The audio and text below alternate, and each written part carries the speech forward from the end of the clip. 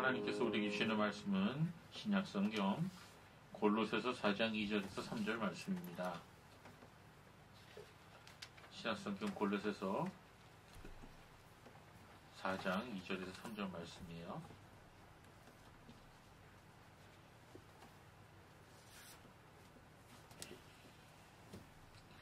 네, 우리 하나님 말씀을 우리 함께 공독하겠습니다.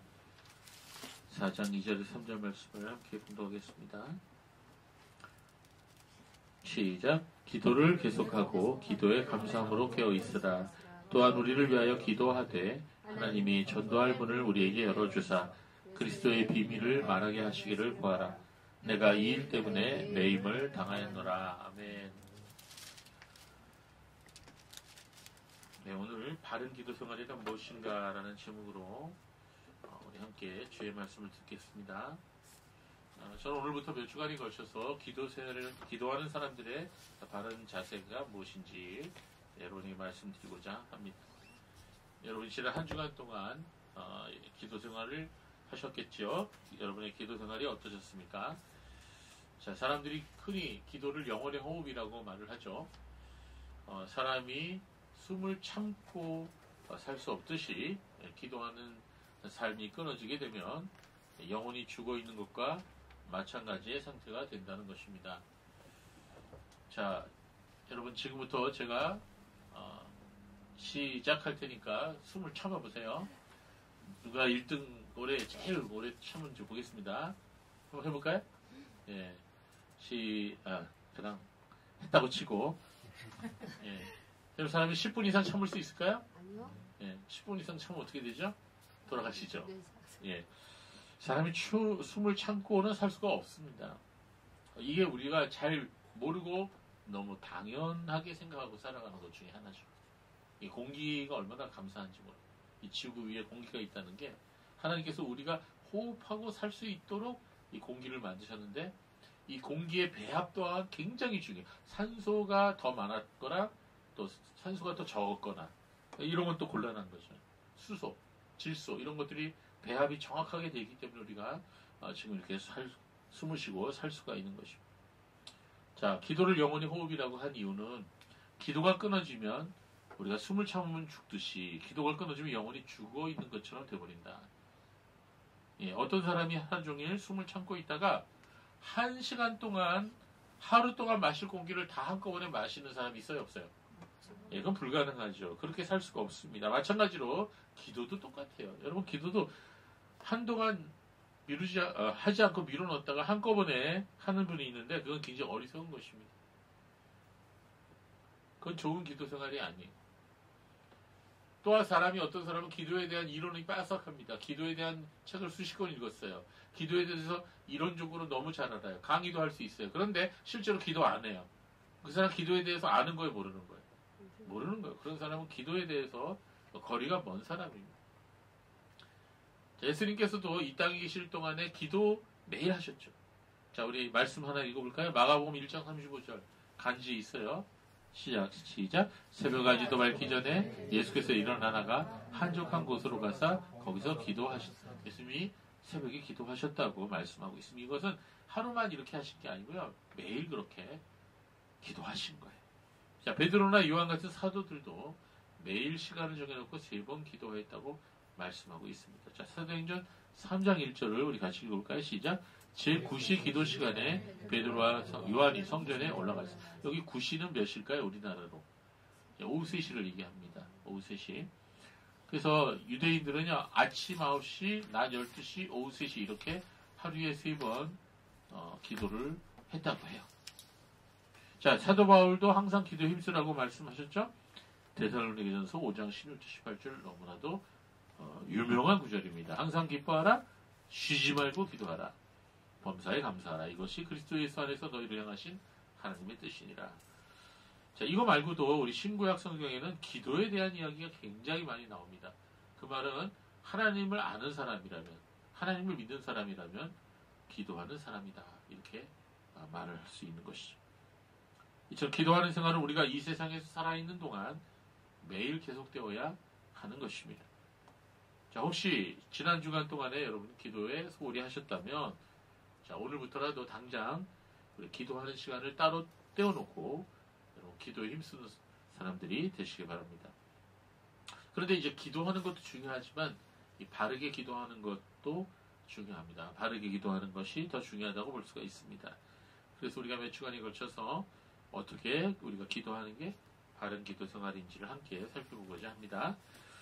자, 먼저 무엇보다 중요한 것은요, 기도하는 것과 말씀 읽는 것은 함께 실천되어야 한다는 것입니다. 어느 하나 소홀히 할 수가 없다는 것이죠. 어떤 사람은 말씀을 수백 번, 수십 번 통독을 했다고 하면서도 정작 기도 생활은 소홀히 하는 사람이 있어요. 근데 그것은 잘못된 것입니다. 성경 지식도 많고 교리와 신학 지식도 참 많은데 그러나 기도하지 않는다면 그 사람의 신앙은 잘못되어 있는 문제가 있는 신앙인 것입니다. 또 어떤 사람은 기도를 참 많이 해요. 하루에 한두 시간을 넘어서서 기도를 합니다. 서너 시간 기도합니다. 어떤 때는 하루 종일 기도하기도 하고요. 금식 기도도 하고 철야 기도도 하고 산 기도도 한다고 해요. 자, 굉장하죠? 아주 신령해 보입니다. 마치 옆에 우리가 가면은 옆에 사람이 죄가 다 드러날 것 같은 그런 신령한 모습을 보여주는 그런 사람들이 있죠. 그러나 그가 하는 말을 잘 들어보면 아주 심각합니다. 성경을 제대로 이해하고 있는 것까지도 않고 교리적으로나 신학적으로 아주 문제가 많은 말을 하는 그런 사람을 우리가 볼 수가 있는데 그건 굉장히 문제가 많습니다. 목회자가 만약에 그런 식으로 기도문을 많이 하는데 성경에 대한 잘못된 지식을 갖고 있다. 거의 모르는 그런 상태다. 그러면 아주 위험한 상태로 나갈 수도 있는 것입니다. 자, 여러분 이 두 가지가 다 정상이 아닙니다. 기도는 하는데 성경 말씀을 모르고 성경은 많이 알고 교리적 지식은 많은데 기도 안 하고 이 두 가지가 다 정상이 아니라는 거예요. 자, 종교개혁을 주도했던 마틴 루터, 쯔빙글리, 장 깔뱅 목사님, 그리고 베자와 존 낙스 목사님, 그리고 그 후에 들인 청교도 목사님들 한결같이 기도의 사람들이었습니다. 자, 동시에 그분들은 성경 지식과 교리적, 신학적 지식에 있어서 아주 깊은 지식을 보여주었던 것입니다. 자, 이건 목회자만 해당되는 게 아니에요. 오늘 한국교회가 이처럼 개판이 돼버린 이유가 뭘까요? 목회자와 교인들 모두가 다 하나님 말씀 제쳐놓고 단지 교회 와서 예배 드리고 인간적인 교제를 나누는 일에만 몰두했기 때문입니다. 성경 이해도 부족하고 교리적 지식도 없고 신학적 지식도 너무나 얇거나 아예 없는 사람들이 태반이 요사에 거의 다라고 말해도 틀린 말이 아닐 정도로 많은 사람들이 하나님 말씀에 대해 너무 모릅니다. 그리고 기도를 한다는 사람들은 있어요. 그런데 그 기도한다는 사람들도 얘기를 나눠보면 거의 다 신비주의적인 신앙을 가지고 있습니다. 바른 교리와 신학과는 멀리 떨어져 있는 것을 보게 됩니다. 그러므로 우리는 목회자든 교인이든 모두가 다 성경을 알아야 되고 교리를 배워야 할 뿐만 아니라 또 바른 신학적 지식이 있어야 할 뿐만 아니라 깊은 기도 생활을 지속해야 됩니다. 이 두 가지가 없다면 그 신앙이 반드시 문제가 생기게 되어 있습니다. 그래서 제가 이렇게 보면요, 저 자신도 그렇고요, 우리 모두가 다 마찬가지고요. 매일 기도하는 신앙 생활인가, 매일 말씀을 읽고 우리가 하나님을 알기를 원하는가, 이 두 가지가 없으면 우리의 신앙 절대로 올바로 자랄 수가 없어요. 이번 주간도 여러분이 이 두 가지를 힘쓰시기를 바랍니다. 자, 그래서 말씀과 기도는 항상 함께 가야 된다. 어느 하나도 소홀히 돼서는 안 된다. 이게 이제 바른 기도 생활의 첫 번째 항목이고요. 두 번째는요, 기도는요, 중요한 바른 생활, 기도하는 바른 자세는 기도하는 일이 자기 자랑이 되어서는 안 된다는 거예요. 기도하는 것은 자랑이 아니에요. 기도가 나의 의가 될 수가 없습니다. 여러분, 기도하는 것은 자기 의나 자기 자랑이 되어서는 안 됩니다. 많은 사람들이 좀 기도한다는 사람들이 교만한 모습을 보여주는 경우가 있는데요. 전 방언의 은사가 오늘날 지속된다고 생각하지 않습니다. 그러나 많은 목사님들과 교인들이 오늘날에도 방언이 계속된다고 여기고 실제로 기도할 때 방언을 말하기도 하죠. 자, 오늘은 그 주제에 대해서 논하지 않을 것입니다. 다음에 그 방언이라고 하는 주제에 대해서 심도 있게 우리가 살펴보겠습니다. 그런데 이제 방언을 인정하고 방언 기도를 하고 있는 많은 교회에서 이렇게 보면 방언을 말한다고 해놓고 방언 못하는 사람을 되게 없이 여기는, 없인 여기는 그런 사람들이 많이 있습니다. 신비한 체험을 했다고 하면서 다른 사람들보다 자기의 신앙이 더 좋다고 여기는 사람들을 볼 수가 있습니다. 어떤 사람은 금식기도 하고 상기도 하고 철야기도 많이 한다고 하면서 교만에 빠져 있는 사람들도 볼 수가 있습니다. 이건 성경 지식이 많다고 하면서 다른 사람들 앞에 교만한 사람과도 똑같은 그런 잘못된 태도인 것입니다. 여러분 진짜 기도하고 진짜 제대로 말씀을 깨닫게 되면 어떻게 되죠? 사람이 겸손하게 됩니다. 교만할 수가 없어요. 왜 그럴까요? 우리가 기도할수록 성경 말씀을 읽을수록 내가 죄인이라는 걸 깨닫게 되거든요. 하나님의 극일하심을 알게 되는 거죠. 그래서 어찌 교만할 수가 있겠습니까? 그러니까 진짜 은혜 받은 사람은요 겸손할 수밖에 없어요. 그래서 여러분 어떤 사람이 저 사람 신학 지식이 많고 교리 지식이 많고 되게 기도 많이 하는구나 이것까지는 좋은데 그가 그걸 가지고 자기 자랑으로 삼는다든지 교만해되든지 남을 없인 여긴다든지 이러면 그 사람은 은혜 잘못 받은 거예요. 그 사람의 지식과 그 사람의 기도는 헛것입니다.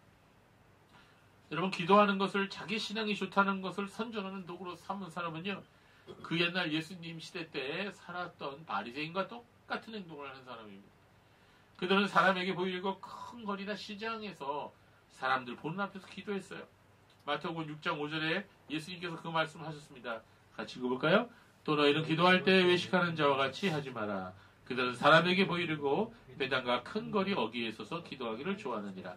내가 진실로 너희에게 이르노니 그들은 자기 상을 이미 받았느니라. 네. 예수님께서는 그런 사람들이 이미 자기 자신의 상을 받았다고 말씀하셨죠. 이 말 무슨 말이에요? 더 이상 받을 게 없다는 거예요. 하나님이 기도에 응답하지 않으신다는 거죠. 하나님께서 기뻐하시고 응답하시는 기도가 무엇인지를 예수님은 말씀하십니다. 골방에 들어가서 문을 닫고 은밀한 중에 계시는 하나님께 기도하는 것이다. 이렇게 이어서 마태복음 6장 6절에 말씀하셨어요. 그렇습니다. 여러분 기도는 다른 사람에게 보여지려고 하는 게 아니에요. 우리가 기도하는 것은 오직 하나님께만 기도하는 것입니다. 우리의 기도의 대상은 오직 우리의 기도를 들으시는 하나님이시며 우리의 기도의 목적은 하나님께 우리의 마음을 향하기 위함인 것입니다. 그래서 진짜로 기도의 은혜를 아는 사람은 어떻게 된다고요? 겸손해진다. 그래서 여러분 이 겸손이라고 하는 건요 신앙의 가장 중요한 열매입니다. 여러분 우리가 이제 제가 전에 이런 설교 말씀을 전해드린 적이 있는데요. 마지막까지 남아있는 죄가 뭐냐? 교만이라고 했죠.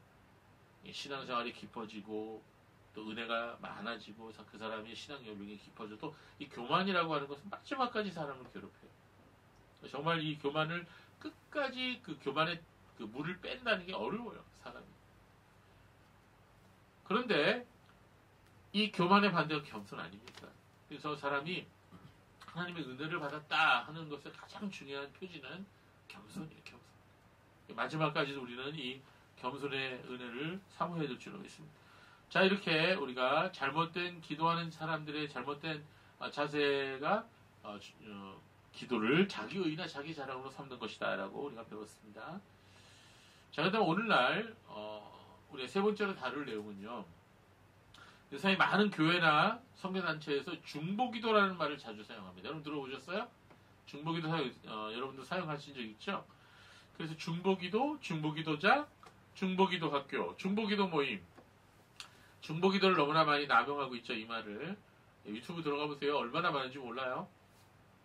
더 나아가서 이 중보기도자를 마치 엘리트 집단인 것처럼 격상시켜서 부르는 경우도 있습니다. 그러나 이는 매우 잘못된 표현이며 잘못된 사용인 것입니다. 우리가 말하는 이 중보기도는 어떤 뜻으로 사용되죠? 여러분 중보기도가 무슨 뜻이에요? 어떤 기도입니까? 예, 다른 사람을 위한 기도죠. 타인을 위한 기도예요. 또는 나라와 민족, 그러니까 다른 우리가 어떤 단체나 국가와 민족을 위해서 또 어떤 사람을 위해서 하는 기도가 중보기도라 이런 의미로 사용되고 있습니다. 그러나 여러분 엄밀히 말해서 성경적으로 중보할 수 있는 자는 하나님과 사람 사이를 중보할 수 있는 분은 오직 우리 주 예수 그리스도 한 분뿐이세요. 그래서 중보기도 또한 예수님께서 하실 수 있는 기도예요. 그럼 우리가 이 단어 중보기도라는 말을 아무렇게나 사용해서는 안 될 것입니다. 그래서 중보기도 또한 예수님께서 하실 수 있는 기도인 것입니다. 중보기도 대신에 우리가 사용할 수 있는 좋은 단어가 있죠. 그래서 바로 도고라는 단어예요. 도고라는 단어입니다. 이 도고 단어 좀 생소합니까? 뭐라고요? 도고. 여러분, 도고는 다른 사람을 위해 하는 기도를 의미하는 용어예요. 우리가 하나님과 기도 대상자를 중재하려는 기도가 아니라 그 사람을 위해서 하나님께 기도한다는 뜻이 바로 도구예요. 자, 도구가 성경에 나와요? 예, 나오죠. 디모데전서 2장 1절에 나와요. 한번 읽어볼까요? 시작. 그러므로 내가 첫째로 권하노니 모든 사람을 위하여 간구와 기도와 감사를, 도구와 감사를 하되. 여기 도구 나오죠? 예. 이 도구라는 게 무슨 뜻이냐? 기도라는 뜻인데 특별히 다른 사람을 위해서 하는 기도를 도구라 그래요. 자, 여기 헬라어로는요, 엔투크시스라고 하는 단어를 썼는데요. 이 엔투크시스는요, 누구를 만나다 또는 누구에게 가서 청원하다, 이런 의미의 뜻인 엔팅카노라고 하는 헬라어에서 파생된 말이에요. 엔팅카노. 그러니까 내가 왕에게 가서 왕이시여, 우리 부모님이 있는데 우리 부모님이 지금 매우 공경에 빠졌습니다. 좀 도와주십시오. 이렇게 청원하는 거예요. 예, 이게 바로 엔팅카노인데 여기서 나온 말이 엔티크시스, 즉 도구란 뜻입니다. 이는 다른 사람을 대신해서 왕이신 하나님께 간구하고 청원하는 그런 기도를 의미하는 거예요. 그래서 이 좋은 단어 도구라는 단어가 있는데 우리 중보기도라는 단어를 우리는 사용해서는 안 되겠습니다. 중보기도는 예수님께서 하시는 거니까. 그래서 우리는 중보기도 또는 중보기도자라는 표현을 다른 사람이나 기관이나 국가를 위해 기도할 때 사용하지 말고 이 도구라는 단어를 사용해야 됩니다. 네, 이게 이제 기도할 때 우리가 흔히 범하는 실수 중에 대표적인 게 바로 이 중보기도라는 단어를 사용하는 것이어서 잠깐 살펴봤습니다. 자, 그 다음 오늘날 이게 기도에 대해서 말하는 분들 중에 보면은 이제 듣는 기도를 강조하는 분들이 있고 또 하나님 음성 듣기에 대한 훈련을 해야 된다 이렇게 말하는 분들이 있는데 이거 굉장히 위험한 것입니다. 저는 지금 잠깐 여러분하고 이 듣는 기도와 하나님 음성 듣기에 대해서 생각을 해보겠습니다. 오늘날 유행병처럼 번지고 있는 하나님 음성 듣기의 유혹을 우리는 주의해야 됩니다. 유튜브에 올라와 있는 소위 유명하다고 하는 교회 목사님들의 설교를 들어보면요. 제가 하나님의 음성을 오늘 들었어요. 제가 오늘 일어나자마자 이빨을 닦는데 하나님께서 갑자기 이렇게 말씀하셨습니다. 뭐 이렇게 말하는 분들이 있어요. 유명한 분들입니다. 아주. 자, 이는 성경 말씀을 읽다가 하나님의 뜻을 발견하고 이해했다는 의미가 아니에요. 그런 의미에서 한 얘기가 아닙니다. 하나님의 음성을 마치 사람이 내게 말하듯이 들었다는 그런 의미예요. 어떤 사람은 사람의 음성은 아니지만 직관적으로, 여러분 여기서 직관이라는 단어를 주의하세요. 직관적으로 자신에게 하나님께서 말씀하셨다는 것을 깨닫고 그것이 하나님의 음성이다라고 말하는 분들도 있습니다. 자, 사람의 음성처럼 들었든지 아니면 머릿속에 직관처럼 깨달아서 그게 하나님의 음성으로 받아들였든지, 여러분 이 하나님의 음성을 들었다는 표현은 아주 위험한 것입니다. 자, 세계적인 예언 사역자라고 자타가 공인하는 그런 여인이 있어요. 이름이 신디 제이콥스인데요. 이 거짓 선자입니다. 이 신디 제이콥스가 자신이 하나님의 음성을 듣는다고 항상 말하죠. 그리고 예언을 해요. 예언을. 자, 베스트셀러 마지막 신호라는 책을 출판해갖고 한국교회의 인기 강사가 되었다가 지금 불륜 사건이 터져갖고 아주 창피를 당한 거짓 선지자 사기꾼 데이비드 차라는 사람 있죠. 자, 이 사람도 하나님 음성을 듣는다고 매일 말했어요. 자, 이들 말고도 오늘날 수없이 많은 사람들이 자신들이 하나님의 음성을 듣는다고 말하고 있습니다. 자, 여러분 혹시 내려놓음이라는 책 읽으신 적 있어요? 보신 적 있어요? 예, 아주 유명한 책입니다. 이 책으로 유명해진 이용규 선교사라는 분이 있습니다. 이분 공부 많이 했어요. 하버드에서 공부했고. 자, 이분이 뭐라고 말했느냐. 우리는 20세기와 21세기 사람이라고 생각합니다. 그런데도 사도행전의 아나니아에게 주어진 것처럼 뚜렷한 방향을 암시받을 때가 있습니다. 너는 일어나서 곱게 뻗은 길로 가라. 이런 음성을 듣는 것처럼 말입니다. 자, 아나니아가 성령께서 그렇게 말씀하셔서 사도 바울에게 찾아갔죠. 물론입니다. 하나님께서 살아계시죠. 인간의 일에 관여하고 계시다면 이게 이용규 선교사의 말입니다. 어째서 오늘날도 그분의 목소리가 들릴 수 없겠습니까? 받아들여질 수 없겠습니까? 하나님을 오늘의 선생님의 예언자로 알고 믿는 모든 이들에게 그 음성은 들릴 수 있습니다. 또한 실제로 들립니다. 자, 이용기 선교사는 자기가 하나님 음성을 매일 듣는다는 말을 지금 하고 있는 거예요. 자, 그런데 이런 말들을 퀘이커 교도인 리차드 포스터의 글에서도 자주 보이는 말이죠. 여러분, 리차드 포스터라고 하는 사람이 있는데 이 사람이 우리 한국 기독교에 굉장히 유명해졌어요. 자, 이 사람의 책 저도 몇 권 읽어봤는데요. 자, 이분이 퀘이커 교도예요. 여러분, 퀘이커가 왜 퀘이커인 줄 아세요? 퀘이크라는 말이 무슨 뜻입니까? 영어로 진동한다는 뜻이죠. 지진이 퀘이크 아닙니까? 왜 퀘이커 교도를 퀘이커 교도라고 그러냐면 이 사람들이 기도하다가요 갑자기 번개같이 스치는 그런 어떤 계시 같은 그런 느낌을 받을 때 막 몸을 떨어요. 이 퀘이커 교도들이 보면은 거기서 막 몸을 떱니다. 그래서 그 사람들을 떤다 그래갖고 퀘이커 교도라고 그런 거예요. 자, 그런데 그들이 들었다고 하는 하나님의 음성은요, 성경에서 말씀하신 하나님의 음성이 아닙니다. 그들은 성경을 그릇 인용하죠. 그들은 하나님의 음성 듣기 그러니까 훈련을 통해서 가능하다고 말해요. 자, 리차드 포스터는 퀘이커 교도라고 했습니다. 그의 책에서 토마스 머튼이라는 사람을 여러 차례 언급하는데요. 이 토마스 머튼이 누굽니까? 그는 관상기도를 퍼뜨린 사람입니다. 아주 위험한 사람이에요. 그는 불교의 빛으로 기독교를 이해한다고 스스로 말하는 사람이에요. 그들은 침묵과 떨림을 강조하는데 이것을 다 신비한 체험이라고 말합니다. 자, 이게 기독교가 말하는 체험이에요? 이게 성경이 말하는 체험이에요? 아니에요. 여러분, 퀘이커 교도도 이단이에요. 이러한 리차드 포스터와 토마스 머튼을 열심히 홍보하는 사람들이 오늘날에 그 유명한 교회 목사들 중에 선한 목자교회 유희성 목사와 지구촌교회 이동원 목사예요. 굉장히 조심해야 됩니다. 그리고 예수전도단의 조이도 우슨과 홍성건 목사가 하나님 음성 듣기를 엄청나게 강조하죠. 자, 이런 사람들의 제자들이 하는 짓이 김미진 간사라는 사람, 왕의 제정 이런 거 글을 써갖고 사람들 미혹하잖아요. 거기에 보면 하나님 음성 듣는단 말이 엄청나게 많이 나와요. 자, 우리가 이 문제에 대해서 나중에 더 자세하게 다루게 될 것입니다. 여러분, 하나님의 음성 듣기는 매우 위험한 미혹입니다. 우리는 열심히 기도해야 됩니다. 그러나 하나님 음성 듣기와 같은 거짓된 비성경적인 가르침에 미혹되어서는 아니 될 것입니다. 또한 많은 거짓 선생들이 듣는 기도를 강조합니다. 듣는 기도를 강조한 사람 중에 너무나 유명한 사람이 있는데요. 마더 테레사예요. 여러분 누군지 아시죠? 테레사 수녀. 이 테레사 수녀가 미국을 방문해서 CBS 방송에 유명한 댄 레더라는 유명한 앵커가 있어요. 이 사람의 프로그램에 출연했어요. 자, 방송국 스튜디오를 찾은 마더 테레사에게 앵커가 이렇게 묻습니다. 당신은 하나님께 기도할 때 무엇이라고 말합니까? 하도 유명하니까 거짓 성자, 성녀라고 사람들이 얘기하니까 이 사람은 기도를 어떻게 하나 궁금했던 거예요. 앵커.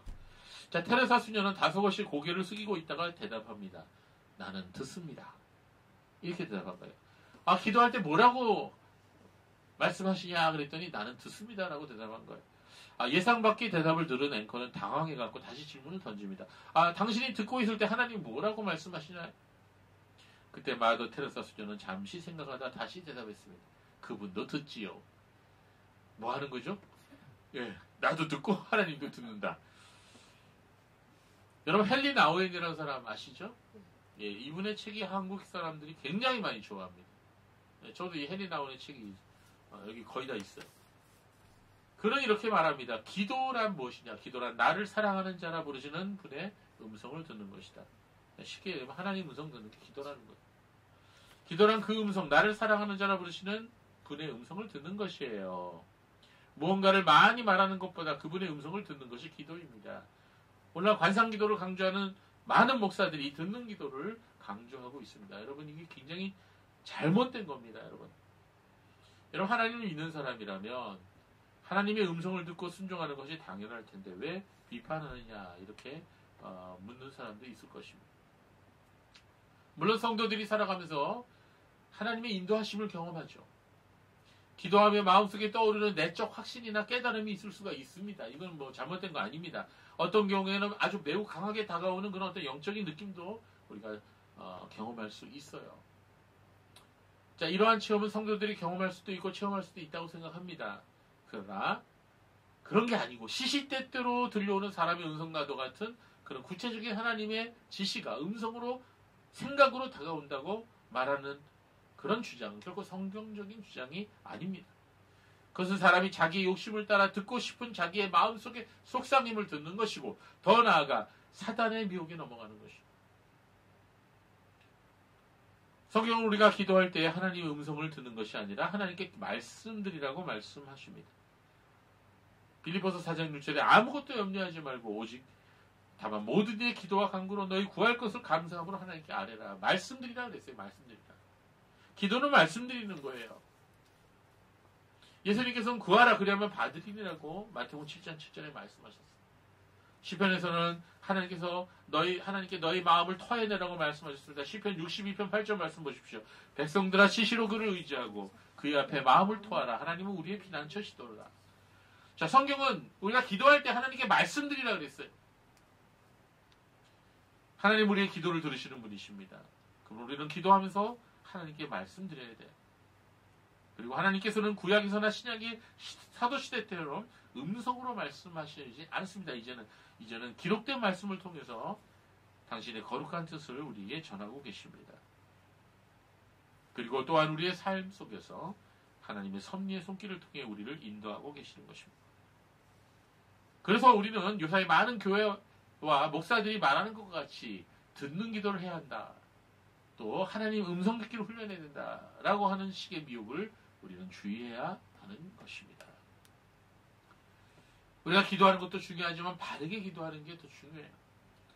우리가 성경을 읽는 것이 중요하지만 성경을 바르게 이해하고 적용하는 것이 더 중요한 것처럼 기도도 잘못된 기도를 해서는 안 되는 것입니다. 자, 그래서 제가 지금 잘못된 기도 몇 가지를 말씀드렸죠? 기도를 자기 의로 삼아서는 안 된다. 자기 자랑으로 삼아서는 안 된다. 사람에게 보이려고 하는 기도가 되어서는 안 된다. 말씀드렸죠? 자, 기도하면서 듣는 기도 강조하고 하나님 음성 듣기를 강조하면 안 된다고 말씀드렸습니다.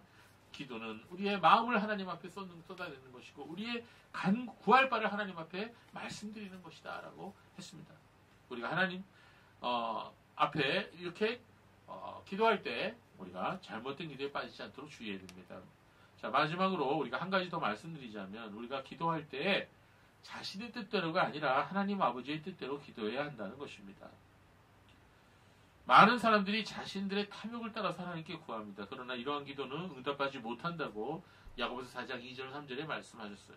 같이 읽어볼까요? 시작. 너희는 욕심을 내어도 얻지 못하며 살인하며 시기하여도 능히 취하지 못하므로 다투고 싸우는도다.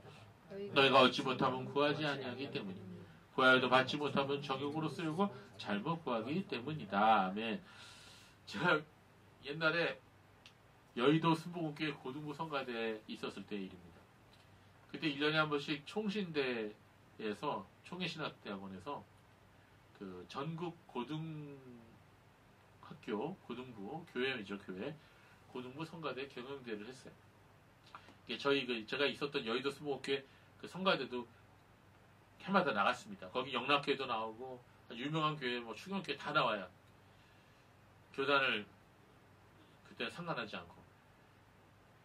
근데 그때 우리가 어떻게 했습니까? 1등 해달라고 30일 금식 기도를 했단 말이에요. 30일 동안 밥을 하나도 안 먹었다는 게 아니라 누구는 아침을 안 먹기로 하고 누구는 점심을 안 먹기로 하고 이런 식으로 표를 짜갖고 우리가 30일 금식 기도를 했단 말이에요. 뭐 때문에? 성가경연대회에서 1등 하려고. 자, 그런데 영락교에서도 기도했을까 안 했을까? 했겠죠. 자, 하나님 고민스러우실 거예요. 누구에게 기도를 들어주겠다나? 자, 우리가 이와 같은 기도를 잘못된 기도라고 하는 거예요. 자, 우리가 이 성가경연대회에 나와서 우리가 하나님께 영광을 돌리게 해주세요. 자, 우리의 마음을 다해서 하나님을 사랑하는 것을 표현하게 해주세요. 이렇게 기도하는 것이 올바른 거겠죠? 그러나 우리가 1등하게 해주세요. 이건 아니잖아요. 그렇죠? 자, 어떤 교회가 분란이 일어났어요. 그래갖고 두 교회로 갈려졌어요. 1층에서는 A교회가 예배드리고 2층에서는 B교회가 예배드립니다. 서로 싸우고 어떤 때는 치고받고 경찰이 막 출동하고 그래요. 자, 이 교회 성도들이 서로를 미워하는 하나님께 기도합니다. 하나님, 저 교회 망하게 해주세요. 이게 바로 욕심으로 정욕으로 잘못 쓰려고 구하는 기도예요. 하나님 들어주실까 안 들어주실까? 이런 기도는 가증한 기도예요. 여러분 우리가 기도를 할 때 하나님의 뜻대로 하는 기도를 해야 돼요. 예수님께서는 겟세마네 동산에서 십자가에 달리기 직전 이렇게 기도하셨습니다. 조금 나아가서 얼굴을 땅에 대시고 엎드려 기도하여 이르시되 내 아버지여 원할 만일 할만하시거든 이 잔을 내게서 지나가게 하옵소서. 그러나 나의 원대로 마옵시고 아버지의 원대로 하옵소서 하시고. 자, 예수님은 하나님의 아들이십니다. 하나님이십니다. 동시에 또한 인간이십니다. 여기 이 마태복음 26장 39절의 말씀은 예수님의 인간 되심을 가장 잘 표현해주는 구절이라고 저는 생각합니다. 예수님 인간으로서 이 십자가 얼마나 아픕니까? 얼마나 고통스럽습니까? 인간이 당하는 모든 사형 방법 중에서 십자가형이 가장 잔인하다고 그러잖아요. 가장 고통스럽다는 거죠. 예, 가장 여러분 인간이 당하는 형벌 사형 방법 중에서 가장 깔끔하고 짧게 끝나는 게 뭘까요? 교수형, 총살형, 이렇게 가장 깔끔하게 단두대형 이렇게 가장 깔끔하게 끝나는 거예요, 여러분. 겉으로 보면 좀 무섭죠. 그런데 십자가형은요 최소한 12시간 이상 지속돼서 어떤 경우는 3일 동안도 이게 죽지 못하는 거예요. 가장 커다란 인간이 당할 수 있는 모든 고통을 다 당한다는 겁니다. 여러분 예수님 그래서 이 잔을 내게서 지나가게 하옵소서 이렇게 기도했어요. 주님 이 십자가형 말고 다른 방법이 안 되겠습니까? 이게 기도한 거죠. 그러나 주님은 이렇게만 기도한 게 아니고 그러나 나의 원대로 마옵시고 아버지의 원대로 하옵소서. 예수님의 바람보다는 하나님의 바람대로 하게 하옵소서 이렇게 기도했습니다. 이게 참 가장 인간적인 기도이면서 또 하나님 아버지를 향한 온전한 믿음을 가장 잘 표현해주는 그런 기도다라고 생각합니다. 자, 그렇습니다. 하나님께서는 하나님의 뜻대로 구하는 기도에 응답하십니다. 이거 요한일서 5장 14절은 너무나 중요하기 때문에 우리가 암송하면 좋겠어요. 같이 읽어봅시다. 시작. 그를 향하여 우리의 가진 바 담대함이 이것이니 그의 뜻대로 무엇을 구하면 들으심이라. 아멘. 저도 그동안에 이제 신앙생활을 뒤돌아보면요. 하나님의 영광을 위해서 기도하는 것은 너무너무 금방 응답이 되더라고요. 너무너무 잘 응답이 되는데 제 욕심을 가지고 좀 제가 원하는 기도를 했을 때 그 기도 잘 응답이 안 돼요. 예, 성경 말씀대로 그대로 이루어지는 것을 제가 경험을 많이 했습니다. 자, 우리가 하나님의 뜻을 알려면 그러면 어떻게 해야 되죠? 우리가 어떻게 해야 하나님의 뜻을 알고 하나님의 뜻대로 기도할 수 있을까요? 그것은 하나님의 신구약 성경에 나와 있는 말씀을 부지런히 읽으면 돼요. 그래서 우리가 기도하고 말씀을 서로 떼어내야 떼어낼 수가 없는 것입니다. 자, 오늘은 제가 여러분과 함께 기도하는 사람의 바른 자세에 대해서 살펴보았습니다. 어떠한 기도가 하나님께서 기뻐하시는 기도요, 어떠한 마음 자세로 우리가 기도해야 하는지를 우리가 함께 살펴보았습니다. 자, 오늘날 현대인들은요, 전기가 절대로 필요합니다. 전기에 의존하는 삶을 살고 있죠. 예, 여러분, 전기가 없으면요, 우리의 스마트폰이고, 우리의 모든 전자기기뿐만 아니라, 보일러도 못 돌려요. 빨래도 못 합니다. 밥도 못 짓고요. 자, 우리는 전기가 없으면 참 우리가 살기 힘들죠. 예, 저기, 석기시대로 돌아가는 거예요. 자, 전기가 끊어지면 우리 일상생활이 다 멈추게 됩니다. 그래서 중요한 기관들과 큰 병원들은 뭘 가지고 있죠? 예, 자가 발전 시스템이라는 걸 가지고 있어요. 자, 이게 뭡니까? 전기가 갑자기 끊어졌을 때, 단전됐을 때, 사람이 죽을 수도 있는 거예요. 종합병원에서는. 그렇죠? 예.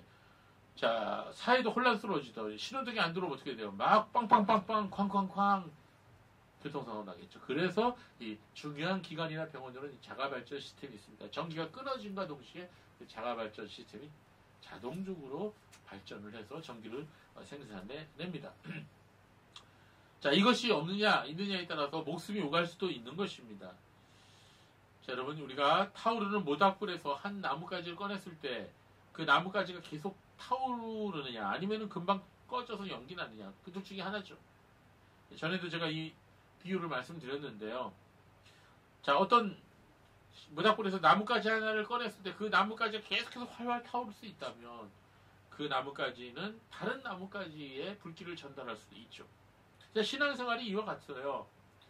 자, 우리의 자녀들이 이제 예를 들어서 이제 우리의 지원이가 이제 고3이 이제 졸업을 해갖고 이제 대학을 들어갔는데 대학이 멀리 갔어요. 그래갖고 이제 친구들하고 자취를 한다고 칩시다. 미안하다, 지원아. 근데 지원이가 주일날이 됐어. 아, 이제 부모님으로부터 내가 해방되었어. 아, 주일날 좀 늦잠 잘 수 있어. 그러면 예배를 안 드린다면 뭐예요? 이 불 꺼진 나뭇가지야. 이해하니? 이해하지, 지원아? 그러나 지원이가 만약에, 내가 혼자, 내가 있더라도, 내가 부모님과 떨어져 있더라도, 하나님 앞에 내가 기도해야지. 내가 주일날 예배 드려야지. 자, 이러면서 주일날 예배를 가고, 또 내가 혼자 있을 때 내가 기도하고 말씀 읽을 수 있다면, 이건 뭐예요? 불붙은 나뭇가지죠. 예, 나 혼자 있더라도, 나 혼자 불이 붙을 수 있는 거죠. 자, 신앙이라고 하는 것은 우리가 어렵게 생각할 필요가 없습니다.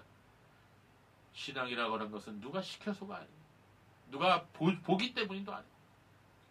내 자신이 우러나서, 내 자신 스스로가 기도하고, 내 자신 스스로가 말씀 읽는 것. 이게 바로 신앙이에요.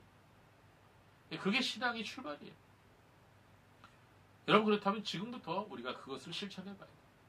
우리 삶의 현장에서, 내 방에서, 어디에 있든지 내가 내 스스로 하나님 앞에 기도하는 그런 시간을 매일 가지세요. 이번 주부터 가지세요. 매일 성경을 한 장 이상, 가능하다면 3장까지 읽어보세요.